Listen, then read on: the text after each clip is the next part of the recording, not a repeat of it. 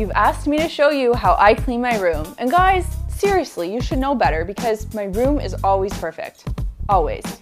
I'm Melissa Maker, and I live in the cleanest house in the world. But the reality is, my room does get messy. Really messy. So due to overwhelming popularity, I am here today to answer one of our most asked questions. How do I clean my room?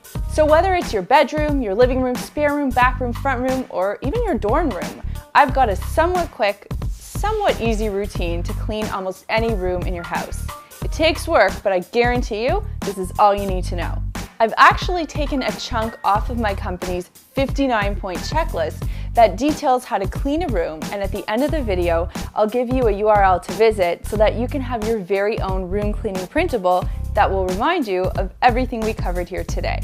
I have 3 rules about cleaning, and trust me, these rules will help save you so much time, so listen up. Rule number 1, you need to be in the right headspace. I don't know what you need to do to get there, but if I'm not in the mood for cleaning, I literally waste time doing everything else but cleaning. Rule number 2, use the right tools and the right products and have them with you while you work. And the final rule is method. Have a plan. And that's why I'm going to share my checklist with you so that you know what to do and in what order to do it. Here's what you'll need to clean your room. Microfiber cloths for dusting, cleaning, and polishing. I'd say to have 3. Glass cleaning cloth for mirrors and windows, if you feel like cleaning your windows. A vacuum, and of course a mop as well if you have hardwood floors. And for cleaners, you'll need an all-purpose cleaner, a glass cleaner, you can throw in a disinfectant for your points of contact, and a garbage bag and a bag for recyclables. You'll also want a mop pole and a hair elastic, I'll explain why later. And fresh linens if you intend on making your bed, or at least strip your beds, wash your sheets, and then put your linens back in your room so you're ready to go. Now, you're gonna have stuff in your room that I don't have in mine and vice versa. So if you have something that requires special attention, get the right product for it. Otherwise, the list I just shared with you should suffice. You're going to do 3 circles or waves around your room. The first wave is going to involve picking up garbage, putting things where they belong, aka tidying, and quick organization. That way, when you move on to the second wave, you'll already be working in a tidy space. The second wave involves the actual cleaning, so dusting, wiping, disinfecting your points of contact.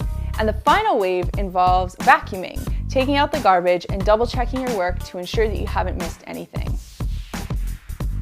Alrighty, here it is, my bedroom in all its messy glory. This is what it really looks like after not being cleaned for about 2 weeks.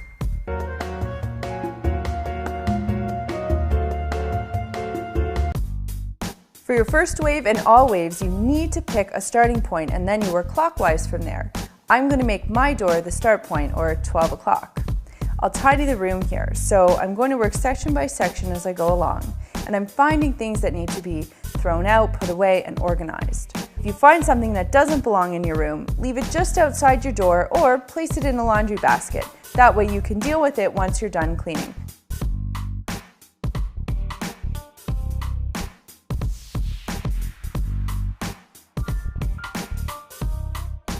A great tip I always use is that I line my items up parallel or perpendicular to the edges of my furniture. You can bring your garbage bag around with you and toss things in as you go along. You can throw dirty clothing on the floor in a pile and clean clothing on the bed. That way you can quickly fold it before you move on.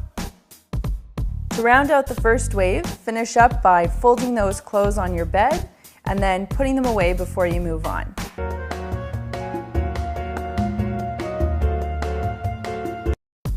Take a microfiber cloth and affix it to the mop hole using a hair elastic.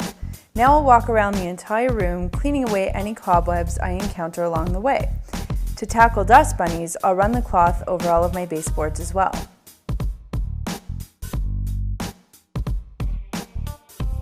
Using the same 12 o'clock starting point, we're going to start wiping everything from top to bottom, including frames, mirrors, lamps, tabletops, fingerprints, points of contact, and everything else in between. I'm using an all-purpose cleaner for all of the items I'm cleaning, And like I said, you can use a disinfectant, but you'll have to budget more time since the disinfectant will need to sit for a few minutes in order to work effectively.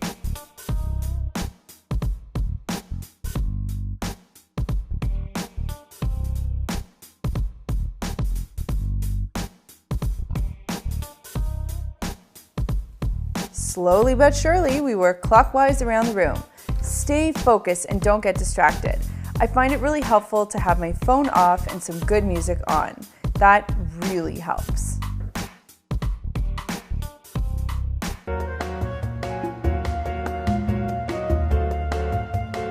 Final wave, y'all. Take all that stuff that doesn't belong in this room out of this room, and you can deal with that after you're done cleaning. The final wave involves nothing more than a good vacuuming. This is the secret sauce to a really clean looking room. Your room doesn't need to be perfectly clean, but if you have nice vacuum cut lines on your floor, you will fool the masses.